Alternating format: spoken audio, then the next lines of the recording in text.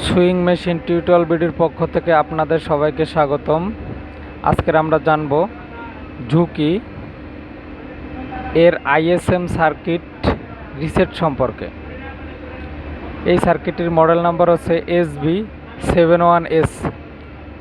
এর রিসেট সম্পর্কে জানব। এখানে দুটি বাটন আছে, মুড বাটন এবং সিলেক্ট বাটন।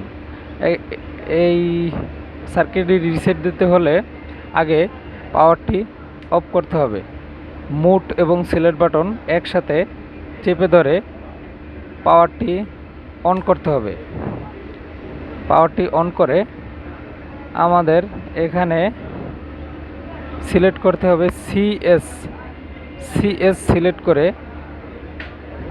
আমাদের মোটরের মডেল নাম্বারটি সিলেক্ট করতে হবে। এই যে মোটরটি দেখতে পাচ্ছেন, এই মোটরটির মডেল নাম্বার হচ্ছে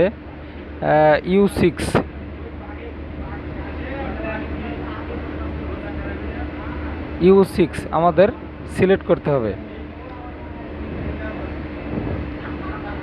U6 সিলেক্ট করার পরে আমাদের রিসেট কমপ্লিট।